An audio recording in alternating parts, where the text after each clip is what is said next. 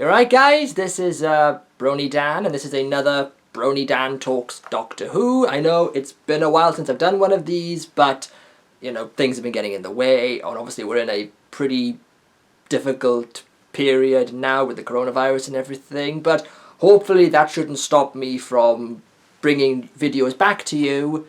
And for this particular episode, I've decided it feels right to talk about the Faceless Ones. This is the recent release of the animated reconstructions. Like, if you remember last year, of course, I did the Macra Terror. This is pretty much the same thing. All 6 episodes of this story have been animated, which, when you think about it, is a little bit pointless considering how episodes 1 and 3 of this story already exist in the archives. But they just felt the need to animate all 6 anyway, so this is what we've got. And like with Macra Terror, I watched the black and white version, and after I've watched it now, it's a meh kind of story. Like, I don't think, like, The Faceless Ones was a story that I was itching to see come back. And after watching it properly, my opinion hasn't really changed. So The Faceless Ones is a story from season 4 of Doctor Who. This takes place, you know, right after the Macra Terror.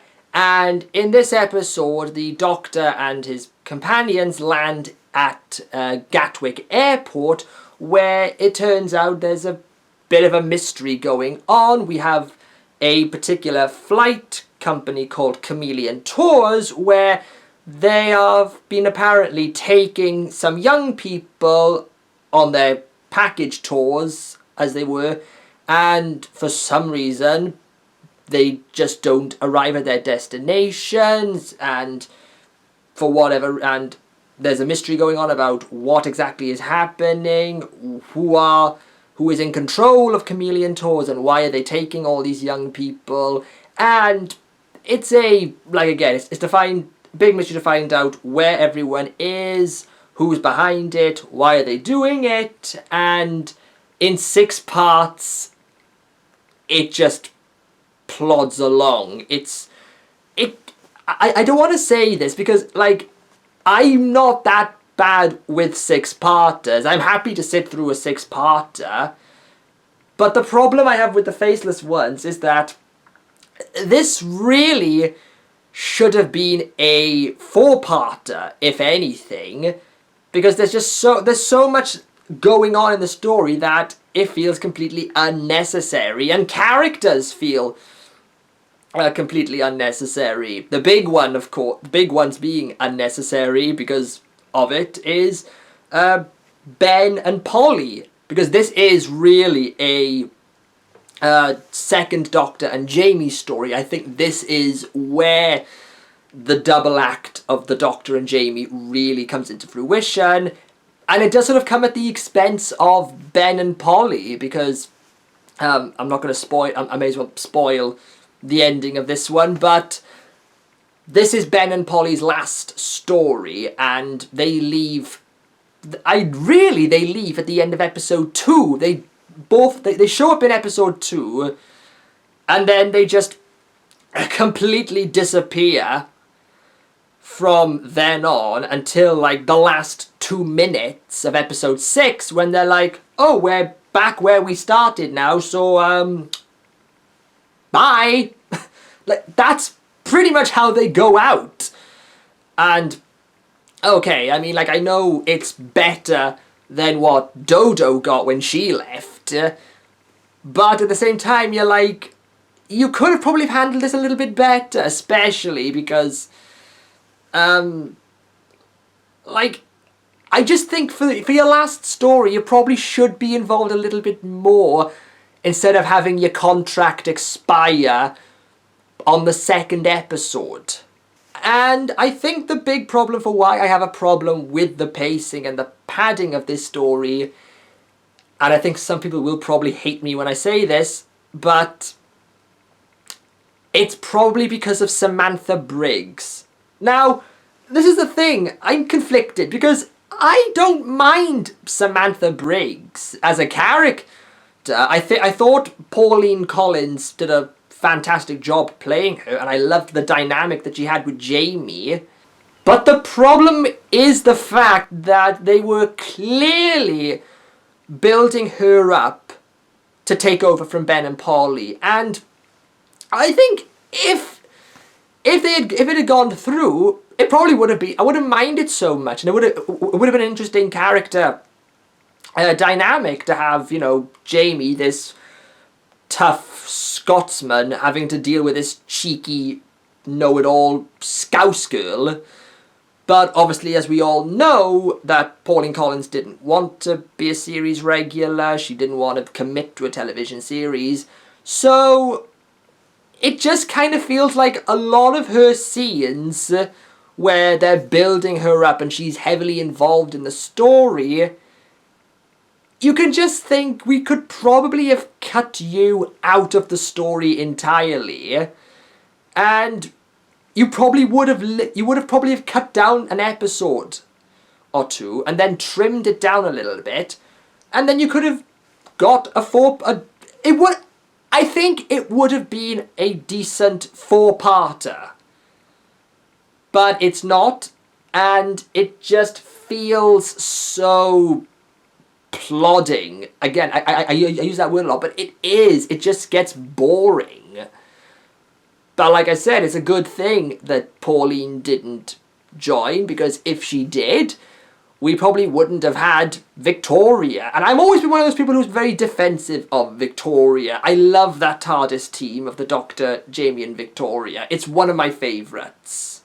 I also find that a lot of the characters in this story are just boring in a way. I mean, the Commandant is just... I just don't like... I didn't really warm to him. He was just a very stuffy, one of those typical stuffy characters. Didn't really trust the Doctor, and he spends like 4 or 5 episodes of this story just being like, there is nothing wrong, I don't believe in aliens and all that. Oh, why could they possibly want to take all this? And the Doctor keeps saying to him, it's aliens, and he just ignores him. And you're just like, half the time, you just wish you'd have died, basically. I'm not sure that makes me feel harsh or anything, but I just didn't warm up to the Commandant. And some characters like the Inspector, it would have been nice if we got a little bit more of him in the story. But he appears in episodes 2 and a little bit in 3, and then when you see him again, he's completely been taken over by the chameleons. And again, let's talk about the chameleons, because I want to say it's an interesting idea for the chameleons, and in the original story, they look quite interesting. And it is quite an interesting idea they have for them, that the reason why they are doing all of this and they're stealing people and taking their identities is because of an explosion on their planet, caused them to lose their identities and everything. And that's an interesting idea. But I don't know what it was about them. I just didn't find them interesting or all that threatening. I'm not sure if they were meant to be threatening or not, because you sympathise with them. At the end of the story, the Doctor's like, you can't do this, but, I can help you, I can push you in the right direction, help your scientists figure out what you can do in the future. And they're just like, alright, thanks. Bye. That just seems to be the end of the story. People just come in and be like, great. Bye, we're done now. And it's like, it just feels like the story is just really a padded... It just feels completely padded, and the story is quite slow in some places. Now, obviously, we have to talk about the animation. I'm not sure if I should, but because, like, again, it's the same people who did the animation for Macroterra, and I'm kind of glad that now they've sort of become, like, the standard for these Doctor Who animations. And because, like I said, they're doing a good job, and I'm glad to see that with each new story, we see a slight improvement on animation quality. And I think you can see, particularly in here, you get a lot more flowing hair. Like in some places where Polly is running, you can see her hair is flowing a bit more than it would have been, than obviously it would be in Macroterra. And in fact, that's one thing. Polly looks more, the fact that Polly in this story does look more like Annika Wills than she did in the Macroterra. I'm not sure whether that was because of that in that story. Polly's hair is so unbelievably short, whereas in Faceless Ones, it's back now to her usual long-length hair. But like again, the animation, it still looks good, and like I said, it's still very well done made, and I'm glad that, you know, we're being consistent with the same company, and because, like, we've now had 4 stories in a row of animations where these guys have been at the helm, and every time it's just been going up and up in quality. So what is next in terms of the animation team? Well, we do know that, like, later this year, surprisingly, we're getting 2 stories, animated reconstructions this year instead of just 1 a year. We know that apparently later on we're getting Fury from the Deep, which I'm very excited for, because I love Fury from the Deep. That's a story I was really waiting to see if that ever comes back, because even from just the audio and the footage that we know still exists, it just looks really creepy, and I hope that these guys will do their best to capture the creepiness that the original production had. And what else do you think we should see from them in the future? I don't know. I mean, I know last time I guessed that we would be getting Wheel in Space, which now obviously that's proved me wrong.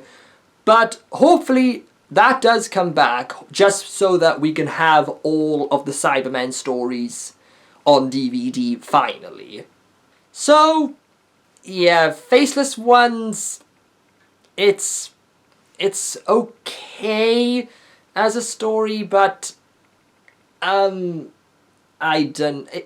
just didn't feel like it was for me in a way. It felt a little bit slow. I didn't particularly feel that connected to some of the characters, and even though Ben and Polly aren't really some of my favourite companions, I do sort of wish that they could have worked some way to have them more involved in the story than what we got. But what do I know? If you like the Faceless Ones, that's fine. If you comment in the section your thoughts on it, what you think of the story, and what would be next. I have some ideas on what I'd like to talk about next time, because, like I said, I want to get back into talking about Doctor Who again, especially after Series 12, which I'll say this right now, I hated. So, like I said, I have some ideas of what particular stories I want to talk about due to some of my own personal interests lately. And, yeah, that's all I gotta say for the Faceless Ones. If you like the story, go check it out on DVD or on Blu-ray. And if you just want it for completist reasons, it's there for you for that as well. So, thank you all for watching, and I'll see you next time.